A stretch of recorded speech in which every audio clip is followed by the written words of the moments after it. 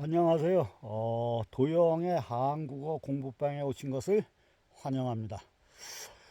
어, 오늘의 교재 내용 참고해서 읽어보시고 그 절대계의 추상적인 세계를 얘기하는 거예요.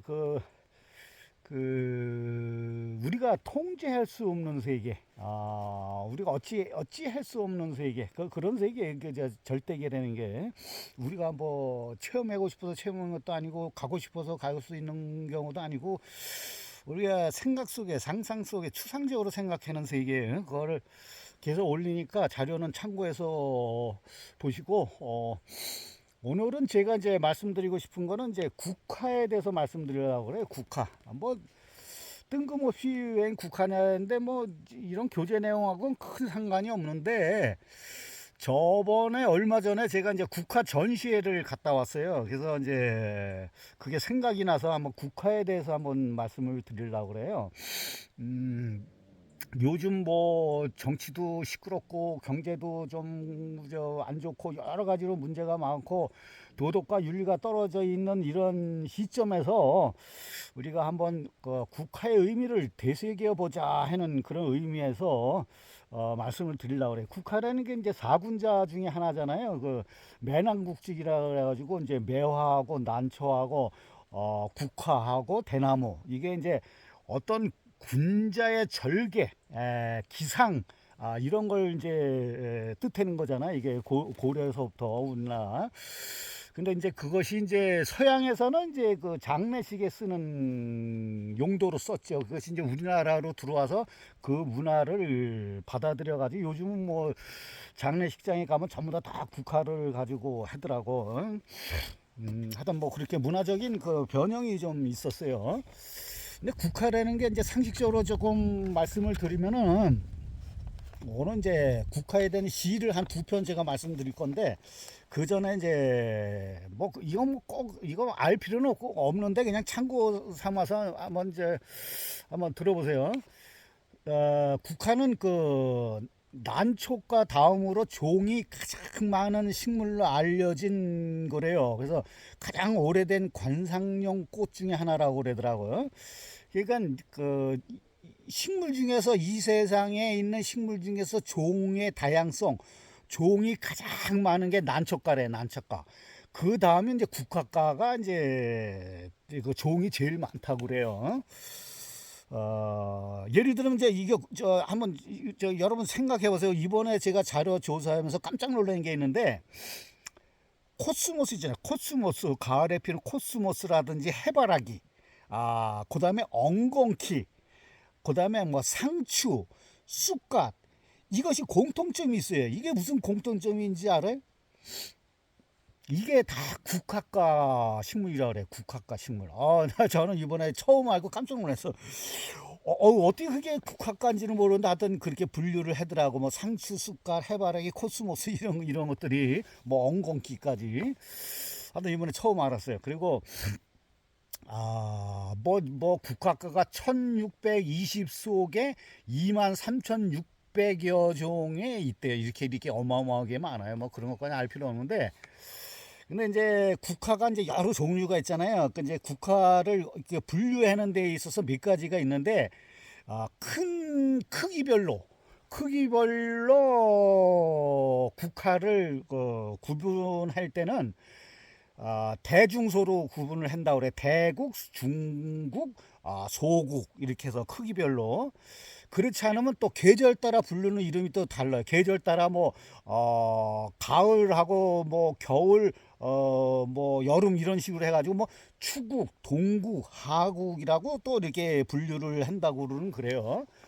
그 다음에 뭐 꽃의 형태에 따라서 뭐 두상화, 취합화, 통상화 뭐 이런 식으로 부른다고 그러는데 뭐 그건 크게 알 필요는 없고 그냥 꽃말 정도는 이제 우리가 한번 알아볼 필요가 있어요. 꽃말이 뭐냐면 이제 고결이라 해. 고결.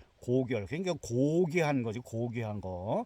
사군자의 그 기상하고 다른 거죠. 고결. 그다음에 이제 붉은색 국화는 이제 나는 당신을 사랑합니다. 이런 뜻이래요. 뭐 I love you 이런 식으로.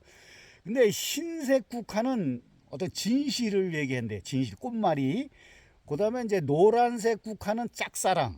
짝사랑이라든지 짝사랑이 이게 잘 이루어지지 않는 거니까 실망을 많이 하잖아요. 그러니까 짝사랑이라든지 실망이라든지 이런 게 이제 노란색 국화의 꽃말이라고 하더라고요. 근데 요런 정도만 아시면 되고, 뭐 다른 것도 여러 가지가 있는데 그거 뭐 우리가 굳이 그런 것까지 알 필요는 없고, 요 정도만 아시면 되고, 상식적으로. 그리고 이제 제가 이제 두 가지 시를 이제 소개를 하려고 그랬는데, 이제 첫 번째 시는 뭐냐면, 그 임진왜란 때 그 의병장으로 활동하셨던 그 고경명 장군이라는 분이 있어요. 고경명 장군인데, 예, 이 사람이 의병장을 했지만은 아주 대단한 학자였대요. 대단한 학자요. 유학자지. 그러니까 그 당시에 이제 성리학이 이제 대세였으니까 아주 그 유명한 대학자이신 이분이 이제 금산 전투에서 전사하셨다고는 그래요. 근데 그분의 이제 시를 소개해 드리려고 그랬는데, 이제 어떤 시냐면은 하여튼 조선시대 때 최고의 화제가 됐던 그 사단 칠정론이 있었잖아요. 고봉 기대승하고 태계 이황 선생하고 편지를 주고받으면서 열렬한 토론을 했던 사단 칠정론, 그 주인공이 이제 고봉 기대승 선생인데, 이제 뭐 사단 칠정론은 옛날에 몇 번 말씀드렸으니까 그거 얘기하려는 게 아니라, 이 고경명이라는 의병장이, 대학자인 의병장이 고봉 기대승이라는 분이 그렇게 학식이 높고 인품이 좋다고 그래가지고 가서 한번 자기가 뭐 교류를 하려고, 뭐 조금 뭐 배울 게 있으면 배우고 하려고 기대승 선생의 집을 찾아갔대요. 이 고경명 선생이 딱 찾아갔더니 만나주지를 않는 거요, 기대승 선생이. 그래가지고 실망을 해가지고 그 즉석에서 이제 시를 하나 딱 써가지고 그 하인한테 전달하는 거, 하인한테 주면서 저기 그 기대승 선생한테 이거 좀 전달을 해달라고. 그리고 이제 돌아서서 간 거야. 그 하인이 이제 그 기대승 선생한테 저기 어떤 사람이 와가지고 시를 한 편 쓰고 갔다. 그래서 그럼 뭐냐 그래가지고 이제 시를 딱 읽어본 거야. 딱 보자마자 이제 놀란 거지. 그 시가, 하인이 전해준 그 시가 어떤 거냐. 제가 그거 한번 읽어볼게요. 국화꽃의 색깔은 노래서 귀한 것이지만 본래 색깔은 하얀 것으로 이 또한 진기하고 아름답다. 세상 사람들 보는 눈이 이처럼 다르긴 해도 국화꽃을 좋아하는 것은 한결같이 모진 서리를 이겨내는 절개를 숭상하고 사랑함에 있다. 이제 이런 시예요. 이게 이런 시인데, 그러니까 이걸 딱 보고 이제 기대승 선생이 그 시의 그 시제하고, 국화라는 그 시제하고 그 호골의 기상, 호골의 기상에 감동을 받아가지고 그 기록에 의하면은 그냥 버선발로 쫓아나가가지고 이 고경문 선수를 쫓아갔다는 거야. 심리를 쫓아갔다는 거야. 심리를. 물론 제가 과장됐겠지만 하여튼 심리를 쫓아가가지고 저기 선생 제가 잘못했습니다 이렇게 그게 사과를 했다는 거야. 백배 사과를 해가지고 그거를 기회로 해가지고 두 사람이 아주 친분한 교분을 그렇게 돈독하게 쌓았다고 하는 그런 일화가 있어요. 하여튼 이런 거 보면 하여튼 옛날 사람들 하여튼 낭만적이야. 낭만이 있었어요. 저도 사회생활 할 때 한 80년대 그때는 진짜 낭만이 있었어요. 아주 사람들이 그 낭만적이라는 게 뭐 여러 가지 이제 해석이 다르지만은 인간적이었다는 거지. 삶의 방식이라든지 행태라든지 생각이라든지 이런 것들이 전부 다 그만큼 인간적이고 양심적이고 낭만적이었다는 거예요. 근데 요즘은 요즘 젊은 사람들은 나름대로 또 낭만을 찾아가겠지만은 대부분 이제 핸드폰으로 대체가 됐다고 저는 생각을 하지만은 그래도 아직 희망적인 거는 좀 많이 있어요. 그거는 이제 다음에 제가 말씀을 드릴 기회가 있을 거예요. 그리고 또 한 가지 이제 국화꽃 하면은 이제 국화하면 생각나는 게 있잖아요. 우리 전 국민이 그 애창하는 아주 대부분이 알고 있고 대부분이 좋아하는 시가 있잖아요. 그 미당 서정주 선생의 그 국화협회서라는 거, 국화협회서. 물론 이제 미당 서정주 선생이 그 친일 행각을 해가지고 그 문제가 됐지만은 그거는 이제 다른 문제니까 그건 이제 그 얘기는 안 할게요. 그 얘기는 안 하고 하여튼 국화협회서라는 그 시를 제가 이제 여러분 다 아시겠지만은 한번 낭송을 한번 해볼게요. 한 송이 국화꽃을 피우기 위해 봄부터 소쩍새는 그렇게 울었나 보다. 한 송이 국화꽃을 피우기 위해 천둥은 먹구름 속에서 또 그렇게 울었나 보다. 그립고 아쉬움에 가슴 조이던 먼 젊음의 뒤안길에서 인제는 돌아와 거울 앞에 선 내 누님같이 생긴 꽃이여, 노란 네 꽃잎이 피려고 간밤엔 무소리가 저리 내리고 내게는 잠도 오지 않았나 보다. 이런 식이거든요. 제가 이게 뭐 낭송이 시를 망쳤는지는 모르지만 하여튼 뭐 귀엽게 봐주시고, 하여튼 그 국화라는 유명한 시예요. 근데 이제 여기 또 일화가 뭐가 있냐면은 이분이 서정주 선생이 그 전라북도 고창에 있는 선운사라는 유명한 절 있잖아요. 그 선운사 건너편에 질마제라는 데가 있는데 거기에서 이제 태어나셨다고 그래요. 그래서 이제 어렸을 때 선운사를 자주 방문하셨다고 그러는데, 그리고 이제 나이 드셔서도 이제 선운사를 그렇게 자주 가셨다고 그래요. 근데 선운사를 가시면 꼭 머무르는 그 숙소가 있어. 숙소가 어디냐면 그 동백장이라는 숙소가 있대. 동백장. 근데 이제 근데 거기가 이제 어디냐면 동백 호텔이래. 동백 호텔인데 보통 사람들이 거기를 동백장 이렇게 불렀다고 그래요.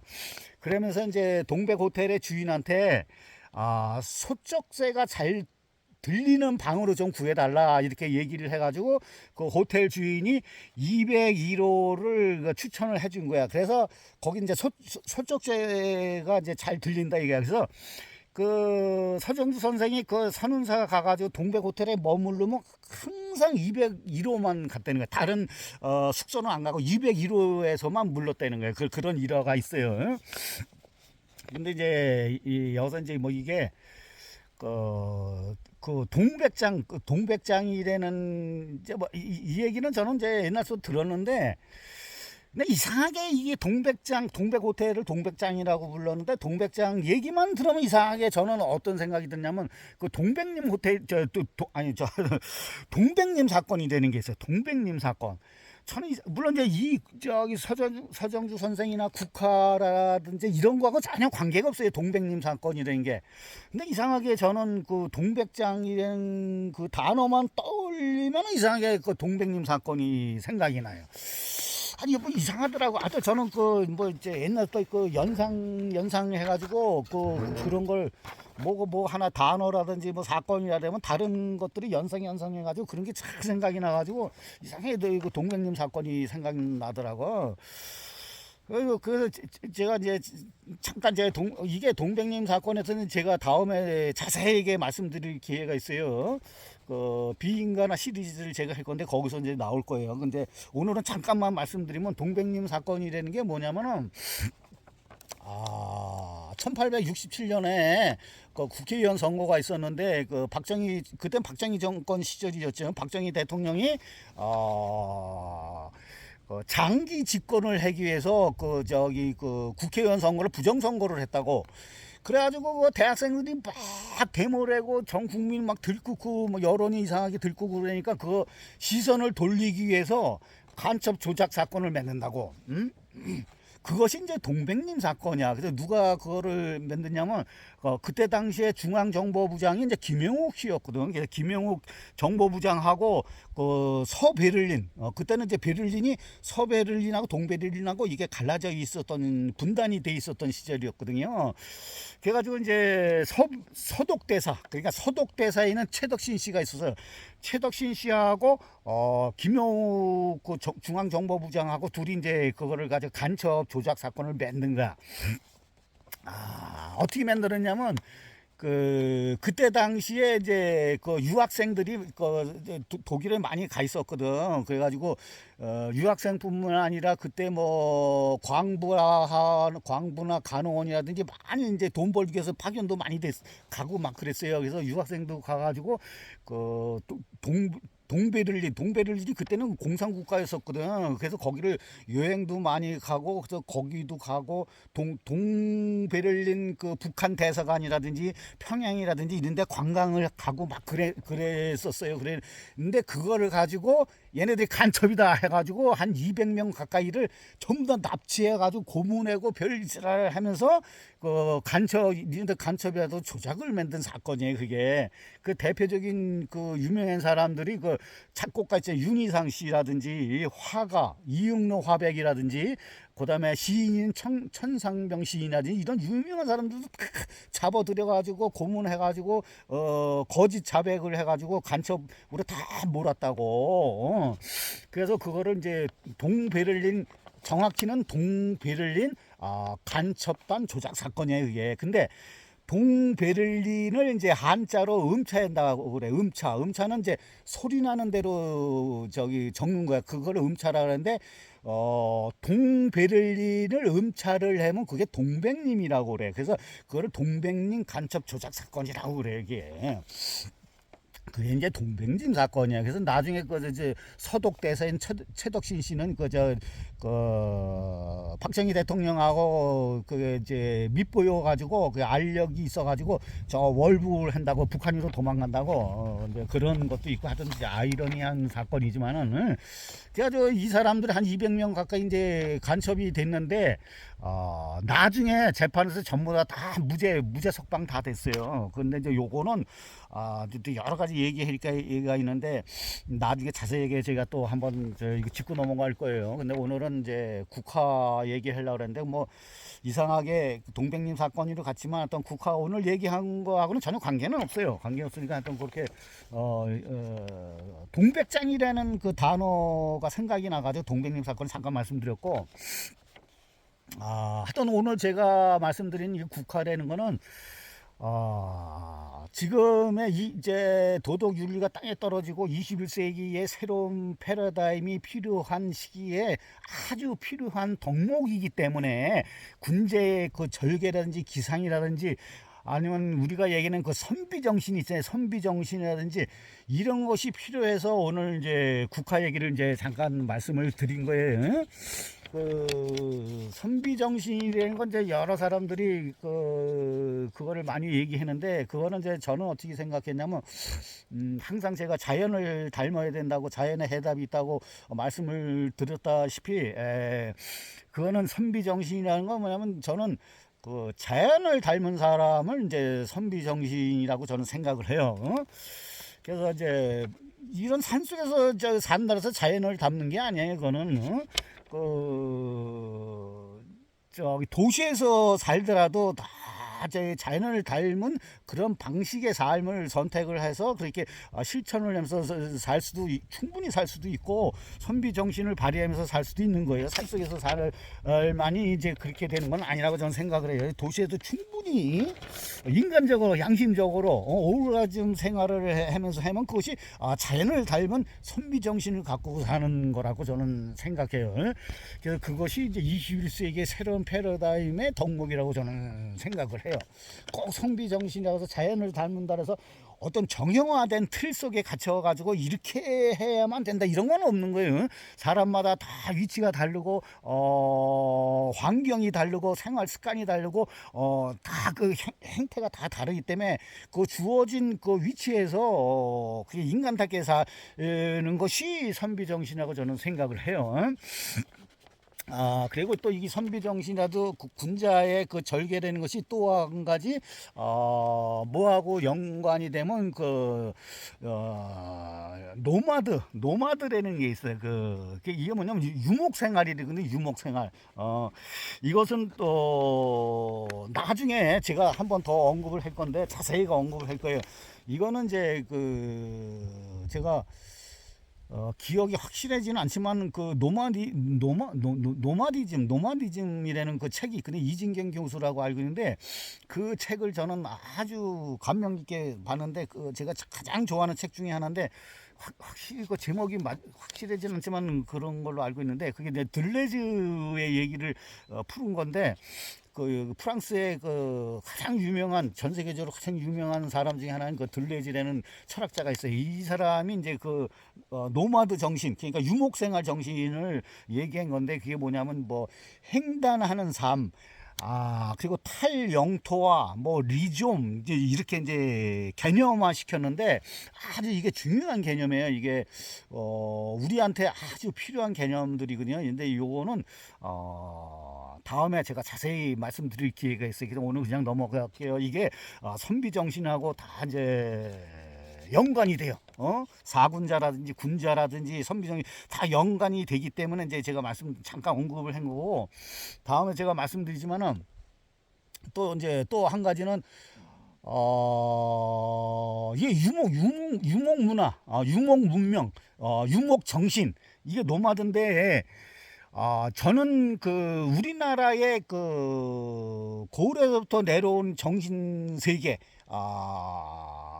우리의 전통 시스템, 이걸 저는 유목 문화라고 저는 생각을 갖고 있었거든요. 그리고 고조선서부터의 우리 사상 체계라든지 모든 것이 유목 정신, 노마드 정신하고 저는 그렇게 공부를 해왔고 그렇게 생각을 지금까지 해왔는데, 얼마 전에 제가 유튜브를 보는데 깜짝 놀랐어요. 어떤 사람이, 제가 누구라고는 얘기를 안 해요. 그 사이트를 제가 이제 자주 보는데, 자주 가는 사이트인데, 이 사람이 아주 강력하게 주장하는 거예요. 뭐를 주장했냐면, 우리나라는 유목 문화가 아니다 이가, 우리 문화는 농경 문화다 이가. 그러면서 이 사람이 근거를 어떻게 되냐면, 유목 문화는 이 사람들이 이제 정주를 안 하지, 한 곳에 있지 않고, 농경 문화는 한 곳에서 농사를 짓지만은 유목 생활이라는 거 이동을 하잖아. 순록을 따라서 이동을 하고 계속 이동을 하니까 문명이라는 게 발달을 할 수가 없다 이가. 그리고 문명이라는 게 갖춰질 수가 없는 거지. 그렇다는 얘기야. 그리고 또 한 가지는 이 사람들이 주식이 젖이다 이게 젖, 술록의 젖이라든지 말젖이라든지 염소젖이라든지 양젖이라든지 이런 젖을 짜먹는 민족이다 이가. 그래가지고 그게 주식이다 이가. 근데 우리나라 사람들의 유전자에는 젖이, 소화 효소가 분비가 젖을 분해할 수 있는 게 거의 없기 때문에 유목 생활이 맞지 않다 이가. 그거는 어느 정도 합리적인 생각이에요. 저도 우유가 잘 안 받아요. 저도 우유 먹으면 설사하고 잘 소화가 안 되고 막 그래요. 그런 거 보면 이 사람 얘기도 어느 정도 합리성이 있어요. 합리성이 있는데 이게 진짠가? 또 그 문제뿐만 아니라 다른 문제도 있을 거 아니야. 그래서 반유목 생활을 할 수도 있는 거, 우리나라가 유목의 형태로 왔다가 정주에 하면서 농경과 유목과 반반 정도 섞여서 생활할 수도 있고 막 여러 가지 그럴 수도 있는 거 아니에요. 근데 그거는 아직 제가 더 공부를 하고 더 연구를 해보고 더 자료를 찾아봐야 돼요. 이거는. 근데 그 사람이 아주 강력히 주장을 하면서 그런 근거를 대더라고. 그래서 어느 정도는 합리성이 있어 보여가지고 저희 문명이 유목 문명이었던 라는 건 제가 약간 유보를 할게요. 유보를 했는데 이거는 우리 일상생활에서 중요한 건 아니지만은 근본적으로 올라가면서 그 전통적인 그 사상 체계하고 지금 21세기 새로운 패러다임에 있어 가지고 우리가 가야 될 방향하고 이런 거를 유추했을 때는 이게 아주 중요한 문제거든요. 이제 제 개인적으로는. 그래서 이제 그거는 제가 더 공부를 해 가지고 나중에 더 이제 말씀을 드리고, 그건 이제 추후의 문제고, 오늘은 이제 국화를 되새기면서 국화의 그 정신, 그 의미를 우리가 지금 힘들고 이런 시기에 좀 더 우리가 더 새겨봐야 되는 거 아니냐. 그래서 국화의 정신에 대해서 오늘 한번 말씀을 드려봤습니다. 예, 오늘 이것으로 마치겠습니다.